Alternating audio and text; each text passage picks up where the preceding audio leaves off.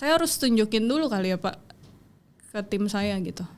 Jadi kayak ya mungkin selama ini saya pernah ngelakuin kayak saya kasih experience saya pernah ngapain aja, cuman kan orang beda-beda ya nanggepinnya. Pemikiran sih kalau dari saya, kan ada orang yang bisa ngurus satu perusahaan, ada orang yang bisa ngurus 5 perusahaan, ada orang yang bisa ngurus 50 perusahaan. Tapi buktinya mereka bisa sukses tuh. Tapi yang membedakan orang dapat nggak dapat adalah langkahnya sampai sana nggak.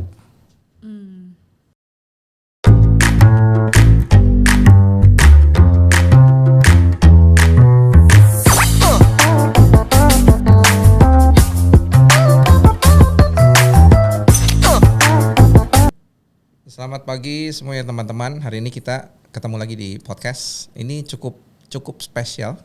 Jadi bukan episode yang membicarakan satu hal yang serius. Bisa jadi serius juga sih tergantung narasumbernya ya. Cuman hari ini kita punya kedatangan satu tamu. Halo. Namanya Ibu Ignatia Oktaviani. Tapi for some reason maunya dipanggil Fani. Kenapa dipanggil Fani ya? Nama belakang saya Pak. Kan Viani. Iya, pas kecil susah ngomong ya, jadi Fani. Oh, karena kesalahan. Iya. Oke. So, Ibu Fani sebenarnya adalah Sales and Marketing Head di Kualitas Group. So, hari ini kita pengen ngobrol-ngobrol sama Ibu Fani. Mungkin apa hubungannya antara pekerjaan dengan kehidupan yang dia alamin. Jadi sedikit latar belakang, saya ikutin kehidupannya dia dari sebelum menikah, akhirnya menikah, sampai akhirnya punya anak. Dari dulunya apa coba? Mungkin Bu Fani aja deh yang cerita. Dulunya apa tuh? Sales apa? Jadi Kebetulan apa? Jadi Cinlok gitu. di Kualitas ya Pak.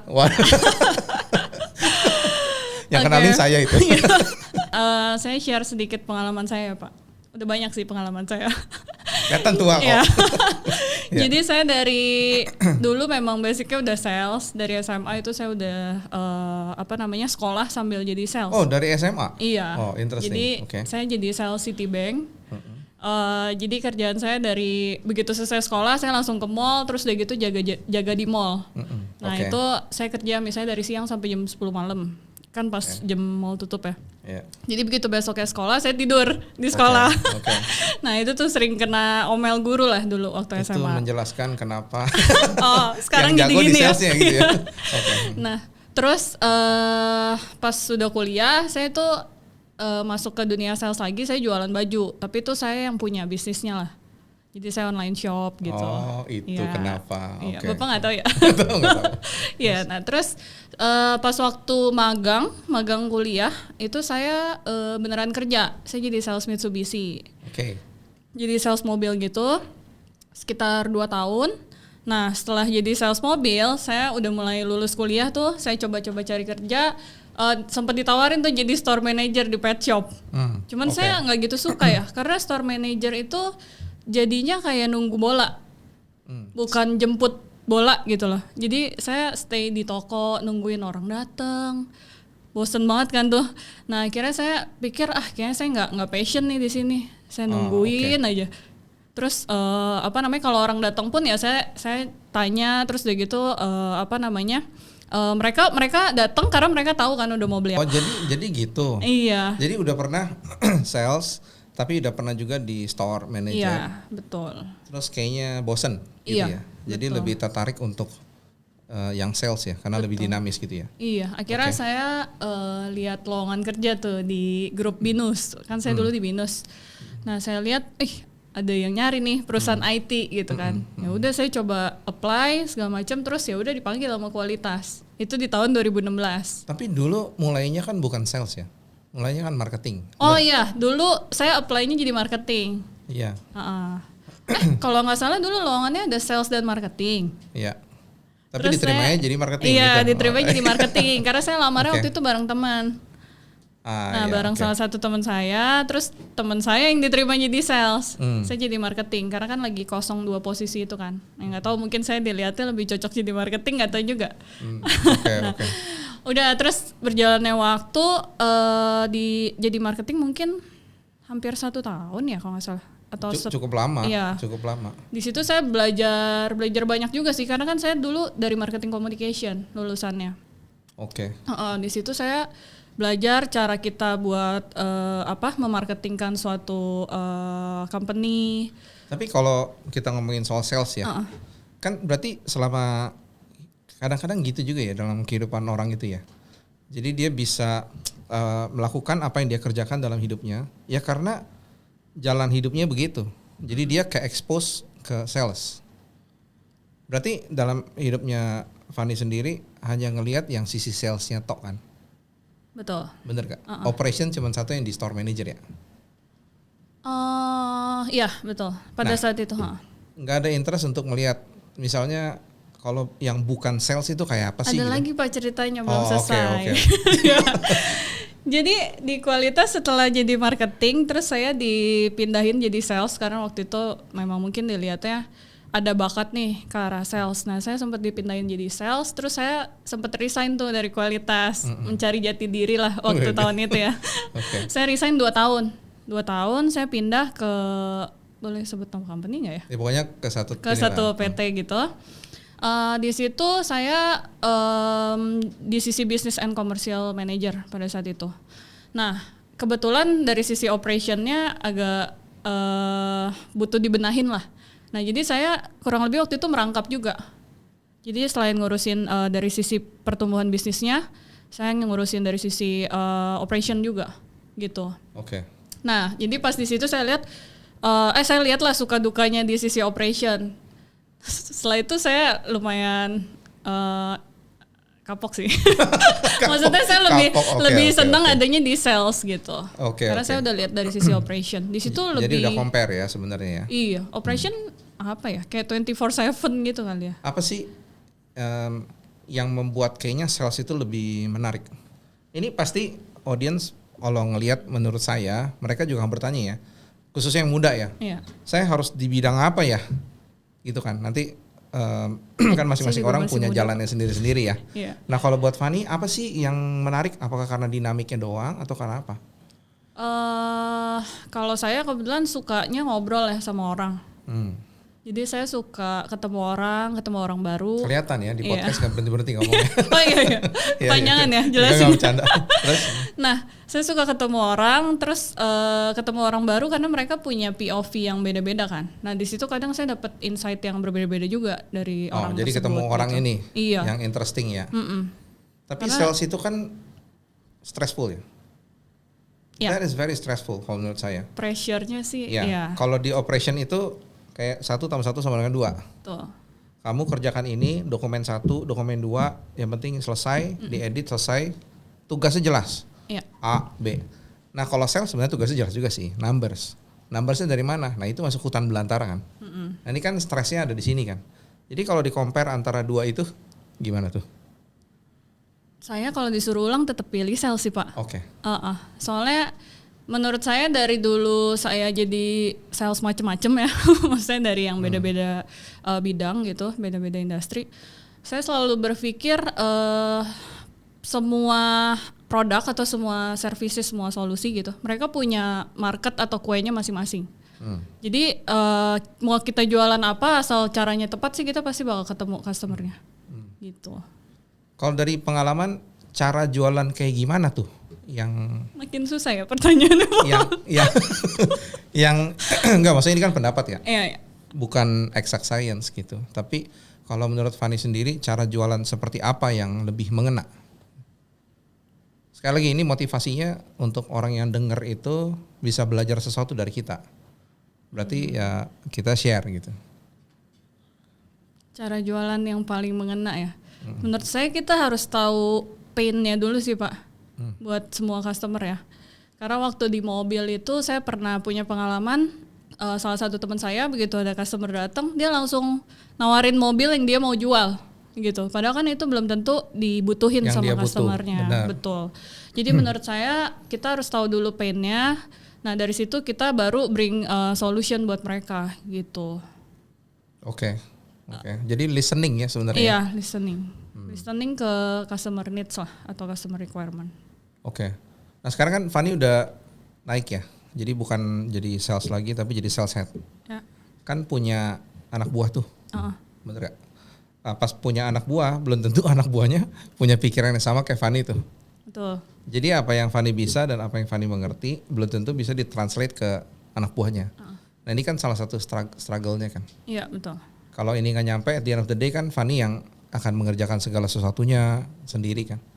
Nah itu gimana tuh dari pengalamannya? Ini lagi saya alamin juga nih Pak. Gimana dong? Iya.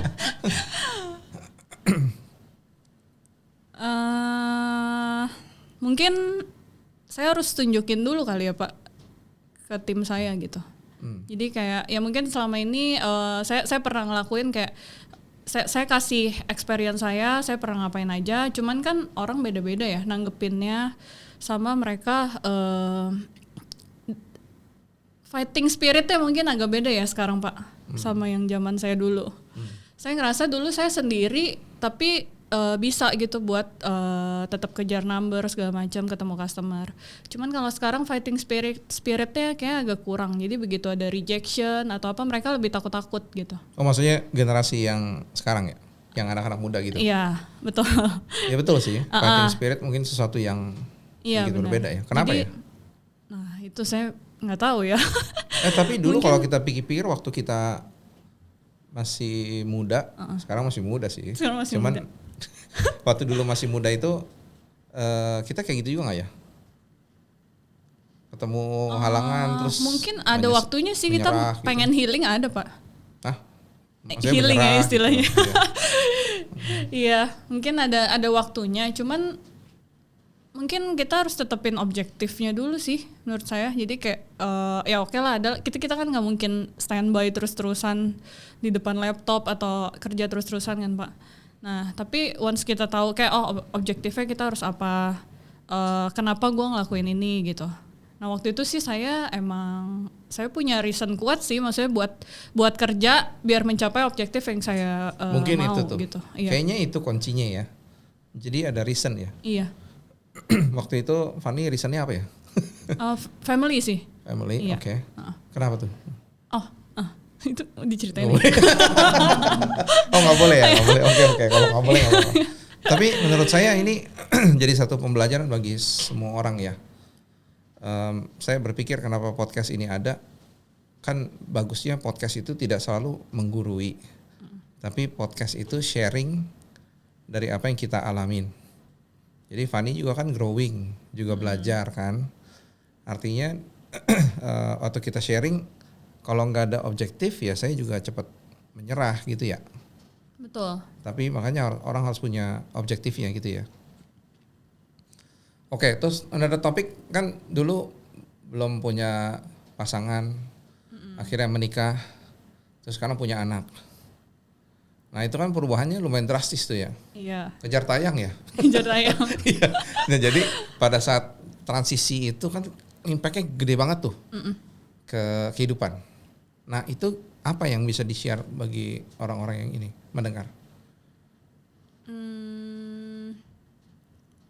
Apa ya? Your life has drastically changed, bener gak? Ya. Dari masih muda bercicilan kemana-mana masih oke. Benar. Ya gak sih? Paling yang beda itu dari sisi waktu kali ya Pak. Kalau misalnya dulu kan saya masih single jadi bisa kerja sampai jam berapa aja. Tapi maksudnya bukan bikin saya tersiksa juga dengan kerja ya. Maksudnya emang saya passion gitu ya di area situ. Nah ketika udah punya pasangan, saya jadi harus maksudnya nggak cuma ngurusin diri saya sendiri, saya harus ngurusin pasangan juga gitu. Nah begitu punya anak, happy lah ya. Maksudnya kayak saya fokus ke anak gitu, pengen senengin anak segala macam. Cuman itu jadinya impact ke apa ya, saya pernah punya pikiran gini, oke, saya kayak bisa deh kerjain dua-duanya WFH gitu ya, saya di rumah sambil kerja, terus saya bisa mantau anak saya juga, kan saya ada mbak juga tuh. Nah sampai satu titik saya ngerasanya kok kayaknya gak produktif ya, dua-duanya saya gak achieve. Jadi dari sisi kerjaan saya menurun, dari sisi anak pun dia juga nggak full saya perhatiin kan, karena saya sambil kerja gitu. Jadi ya udah saya sempat disenggol juga. Ya udah akhirnya saya mulai ya udah. Siapa yang senggol? Saya sebutin namanya. Nah terus ya udah akhirnya semenjak itu saya coba ya udah deh. Gue kayak harus balik deh kayak dulu gitu. Coba ketemu orang lagi, ngobrol sama customer gitu. Itu yang bikin saya happy juga sih sebenarnya. Karena kalau di rumah kan. Oh jadi happy ya? Akhirnya ambil decision itu setelah beberapa lama kita jalanin happy ya? Iya. Ini happy. Buat semua audience yang cewek nih ya, yang tadinya belum menikah terus akhirnya menikah, punya anak, akan punya struggle ya. Betul. Jadi do I have to focus on my life or do I have to focus on my son's life? Gitu kan ya. Itu kadang-kadang jadi pemikiran. So pada saat itu ternyata kalau di manage dengan baik, punya ini ya bisa juga gitu ya. Ini yang ini ya. Saya sempat kepikiran jadi full time mom loh Pak. Oke. Terus gimana tuh? Terus ya interesting terus. Iya, terus tapi saya pikir-pikir saya juga kerja itu buat anak saya nantinya gitu. Jadi akhirnya saya memutuskan ya udahlah kita saya tetap sama pasangan sama-sama kerja karena kan buat investasi ke depan juga kan, buat sekolah segala macam gitu. Saya sih bukan cewek ya, tapi kalau saya bayangin tuh tergantung karakter ceweknya kali ya. Kalau kayak kamu kan dari awal sales banget ya. Iya. Terus kalau selalu ngurusinnya anak, ya berarti lingkunganmu akan begitu-begitu aja kan. Iya. Dinamiknya hampir nggak ada, kecuali nanti anaknya sekolah, ketemu teman-teman dan sebagainya. Tapi untuk yang seperti ini mungkin ketika keluar, jadi menjadi dirinya sendiri. I think the point is do not lose yourself while experiencing it kali ya. Nah, kalau cowok sih kayaknya cuek aja. Iya. Kan bukan kita yang ngurusin ininya ya, jadi pemikirannya beda. Oke. Ada satu pemikiran sih kalau dari saya. Kan ada orang yang bisa ngurus satu perusahaan, ada orang yang bisa ngurus 5 perusahaan, ada orang yang bisa ngurus 50 perusahaan. Tapi buktinya mereka bisa sukses tuh. Jadi kalau dibilang waktunya nggak cukup, mungkin karena mismanage kali ya. Menurut Fanny gimana? Pak, sorry. Waktu apa yang nggak cukup? jadi misalnya ya, Fanny dulu kan ngurus diri sendiri dong. Artinya kan Fanny yang manage dong. Jam 8 saya ngapain, jam 10 saya ngapain. Tapi ketika Fanny punya anak buah, yang diuruskan makin banyak tuh. Salesnya, produknya bukan cuma satu, produk 3. Harus ngurusin marketing, harus ngurusin yang lain. Kan topik pembicaraan dan topik yang diurusnya makin banyak kan. Iya, betul. Nah ini kan sebenarnya yang menentukan kita kapasitasnya tuh seperti apa kan. Kamu akan menyerah dengan satu topik, atau kamu sebenarnya punya kapasitas untuk 10 topik. Ini akan menentukan kita tuh ada di level apa kan. Iya. Nah, menurut saya mungkin kalau dari cowok mikirnya begitu. Artinya it's all about management. Gimana saya mengatur berapa banyak waktu saya menyelesaikan ini supaya saya jangan berasa, kayaknya satu aja udah berat banget ya. Kalau satu aja udah berat, gimana kita bisa handle 10 company? Kalau 10 company udah berat, gimana kita bisa handle 100 company? Tapi tidak semua orang ditentukan untuk menjadi orang yang ngatur 10 company gitu kan. Cuman kita tuh di level apa yang akan ditentukan masa depannya gitu ya. Nah itu kalau cowok mikirnya gitu tuh. Kalau cewek gimana ya? Kompleks kali ya. Ini saya masih belajar juga sebenarnya Pak. Jadi sebenarnya jadi manajer nggak mudah juga ya. Karena banyak yang harus di manage dari timnya. Saya pernah mungkin paling banyak itu saya nggak gitu banyak lah, nggak sebanyak Bapak. Cuman di situ saya ngerasa emang sempet saya ngerasa pusing ngurusin banyak tas segala macam. Terus saya juga ngerasa kok jadinya saya ada kerjaan tim juga yang kayak gitu. Nah setelah saya coba review, mungkin emang dari cara pikir itu juga benar ya. Sama saya tuh nggak pernah kayak nge-list down gitu loh Pak. Jadi kayak saya semuanya pikirin di kepala saya sendiri gitu. Jadi misalnya ada 10 tas gitu. Mind map gitu maksudnya ya? Mungkin ya. Mind map ya. Nah itu saya pikirin semuanya di kepala. Nah jadi saya ngerasa kerjaan gue 100. Padahal sebenarnya kalau misalnya saya list down atau saya mind map itu, saya bisa lebih tahu tuh, yang ini lebih prioritas segala macam yang kayak gitu sih. Iya saya ada belajar satu hal gini kalau ketemu teman-teman ya. Iya. Misalnya saya mau bilang, gue lagi stres nih. Malu. Dia manage 5 company, saya manage 1 company, itu saya bilang saya stres. Ampun bang. Gitu. Jadi kayaknya itu jadi buat saya tuh jadi satu dorongan buat diri saya sendiri. Kok dia bisa ya manage segitu banyak? Apa sih bedanya? Makannya sama. Ternyata di manajemen itu sama put priority gitu? Sama harus belajar juga sih Pak. Maksudnya saya belajar dari experience orang-orang yang udah sampai ke tahap itu gitu. Jadi kayak saya harus lebih banyak ketemu, terus belajar management skill juga, gitu supaya bisa lebih naik lagi. Tapi kuncinya itu kali ya, mesti banyak ketemu orang, banyak ngobrol, baru pikiran terbuka ya. Oh ternyata ada orang yang bisa sampai kayak gini ya, gitu. Iya betul. Iya sih, itu benar sih. Nah kalau dipikir-pikir dari semua pengalaman yang Fanny udah jalanin gitu, ada pesan apa kira-kira yang mau dikasih? Atau mungkin gini, apa yang disesali? Jadi kalau Fanny bisa kembali ke masa lalu, mau ngomong sama Fanny yang muda dulu, apa tuh? Jangan menikah cepet-cepet gitu ya. Jangan menikah cepet-cepet. Apa ya? Belum pernah saya pikirin lagi Pak. Belum pernah.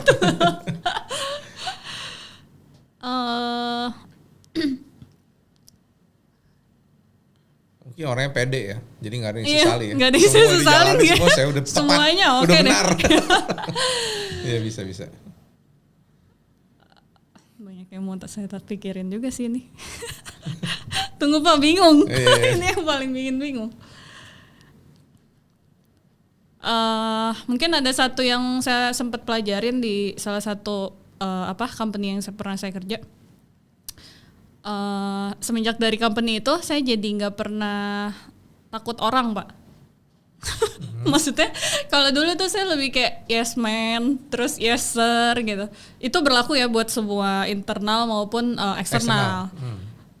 Begitu dari company itu, saya langsung ngerasa oh kita berdua sama-sama butuh kok gitu. Maksudnya kayak customernya butuh solusi, saya juga butuh menjual gitu kan. Betul. Jadi saya ngerasa oke, walaupun tapi tetap respect ya, Saya ngerasa walaupun saya lagi berhadapan sama si level gitu, saya ngerasa asal saya bisa membantu dia, itu ya saya bisa dapetin itu sih, maksudnya bisa mendapat ada value-nya gitu ya. Iya, ada value-nya, objektifnya bisa tercapai dari dua belah pihak ya gitu. Jadi saya mulai semenjak itu saya udah nggak pernah takut sih sama orang. Misalnya takut di reject, takut dimaki gitu atau apa tapi gitu. Emang bener sih. Ada orang bilang, Pak Felix bener Pak. Gue juga tahu gue bener. Tapi itu nggak ada value-nya. Iya. Tapi yang lebih ada value adalah Pak Felix salah Pak. Harusnya gini-gini. Oh iya ya. Asal itu dari sudut pandang kami ya. Iya. Nah mungkin Fanny juga bisa apply yang sama. Iya. Tapi jangan udah salah, tapi kasih sarannya juga tambah lebih salah lagi. Iya benar. Nah itu kita harus di-equip dengan knowledge pasti kan. Iya betul. Oke. Ya. Good sih, saya ngelihat perjalanannya Fanny gitu dari unyu-unyu sampai sekarang udah berkembang dan ngelewatin gitu ya. Iya. Maka masa muda kamu hampir selesai. Artinya kamu sudah mempelajari dan menikmati experience masa muda. Iya. Nanti kamu harus passing ke anak-anak kamu yang di bawah itu kan. Betul. Tim yang di bawah kan. Iya. Tapi mesti bayangin mereka juga anak muda. Ya mereka juga mau explore. Itu challenge-nya sih. Ya, means that nggak bisa copy pemikiran kita hari ini ke mereka. Karena mereka tuh masih di zaman kita 10 tahun yang lalu, 20 tahun yang lalu. Benar. Berarti harus mengerti ininya kan ya. Itu challenge-nya kali. Pace-nya agak beda. Kalau masa depan apa yang mau dicapai? Saya pengen punya bisnis sendiri. Oke. Ya. Bisnis di bidang apa? Jualan baju. Jualan baju bayi. Jualan baju.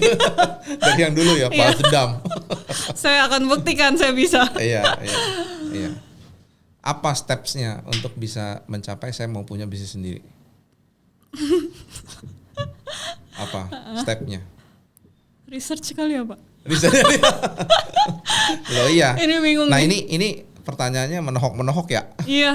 Kenapa? Karena unexpected. Buat kita belajar. Bagusnya tuh Fanny kan bukan datang kayak jadi guru di sini. Tapi saya sama-sama audience yang lain tuh sama-sama lagi belajar nih. Lagi berkembang juga kan. Kalian juga akan ngalamin yang sama lah. Ada waktu di mana kalian nggak tahu stepnya apa. Keinginan ada di situ tuh jauh. Iya. Tapi jalannya lewat mana? Gua kagak tahu. Pokoknya pengen dulu lah. gitu kan. Benar. Nah, apakah kita bisa nyampe dengan pengen? Ya enggak kan. Makanya harus define. Pengen nyari ya bisnis yang punya continuity-nya sih. Kalau misalnya sekarang kan banyak kayak F&B. Semua orang juga pengen, Van. Iya ya. Coba siapa yang nggak kepengen ya? Semua juga pengen. Tapi yang membedakan orang dapat nggak dapat adalah langkahnya sampai sana enggak. Kalau menurut saya itu bedanya sih. Bapak dulu ngapain aja Pak sebelumnya sih? Sekarang Jadi ditanya saya jadi balik. narasumber. Saya kan harus banyak belajar nih. Itu nanti kali ya. Ya kalau mungkin pintu terbuka, pintu tertutup sih kalau buat saya. Harus pintar-pintar melihat pintu terbuka. Terus kalau pintunya terbuka, jangan malas untuk masuk ke pintu itu. Mungkin kayak gitu kali. Ya. Cara kita taunya gimana Pak? Itu beneran pintu terbuka atau? Nggak usah jauh-jauh dong. Kalau kamu tidak bisa melihat pintu terbuka di samping kamu saat ini, something is wrong with you. Oke. Kalau menurut saya. Ya. Artinya kamu tidak memperhatikan, kamu tidak menaruh perhatian yang cukup terhadap apa yang terjadi di dalam lingkungan hidup kamu sekarang. Oke. Misalnya, kamu terlalu fixated sama drama masa lalu. Jadinya kamu selalu ingat itu, padahal di depan opportunity banyak banget gitu. Ya. Atau kamu terlalu fixated sama worry di depan. Padahal opportunity mau banyak gitu. Nah menurut saya nggak mungkin sih, pasti ada pintu terbuka. Iya nggak Mas? Iya. Tuh dia ada tuh pintu terbukanya, pasti ada. Kalau nggak ada ya mesti memperhatikan gitu samping-samping. Saya kasih contoh aja ya, kemarin sempat ngobrol, kan dibilangin, Felix ini kalau trading ada dari India sama Singapura kayaknya menarik nih, karena ada mekanisme yang bikin India sama Singapura itu jadi menarik. Saya bilang nggak mungkin lah, saya nggak punya company di India. Itu pembicaraan hari Senin. Hari Rabunya ada orang datang saya, orang India yang sudah bekerja sama selama 1,5 tahun. Terus dia bilang, Felix kita buka company bareng yuk di India. Itu apaan ya? Pintu terbuka ya? Nggak tahu, itu apa kalau menurut kamu? Kalau Sign. menurut saya iya. Karena Felix punya strategi, enggak. Pintunya terbuka, terus saya jalanin. Tapi kalau saya nggak peka terhadap apa yang saya udah pernah iniin, ya hilang pintu terbukanya. Dia bukannya sama si Bambang, bukan sama si Felix gitu. Nanti dia tarik si Zulkifli, beda lagi kan. Nah gitu. Jadi menurut saya kayak pintunya mesti aware itu ya, Pak? mesti aware, iya. Oke. Nggak usah kamu, saya aja orang luar bisa lihat pintu terbuka pintu tertutup, kamu kok. Iya. Oke. Iya tapi thank you ya buat sharingnya ya. Iya sama-sama Pak. Karena pengennya tuh kualitas itu bukan cuman datang nawarin IT solution. Tapi kalau saya punya mimpi itu orang yang selesai dari kualitas itu bisa terbang. Pengennya begitu. Tapi di dalam kualitas itu ya dia harus belajar yang benar, ngejalan dengan benar. Dikit-dikit jalan jatuh, mengeluh is fine. Tapi move on dari mengeluh, maju lagi gitu, jalan lagi gitu. Ini nanti kita podcast lagi tahun depan, 2 tahun lagi, 3 tahun lagi gitu ya. Kita pengen lihat ya perkembangan Fanny kayak apa. Udah punya berapa bisnis nih ya? Oke. Boleh. Ada advice gak buat ini? Advice lagi ya? Ya nggak tahu atau terakhir atau apa? Oke. Jadi mungkin message terakhirnya buat sales-sales di luar sana yang tentunya pasti kalian juga nggak mau jadi sales terus kan, kalian maunya bakalan naik level terus. Nah, kalian jangan takut rejection, terus belajar karena belajar nggak mengenal umur sih, sampai tua pun kita masih belajar kan.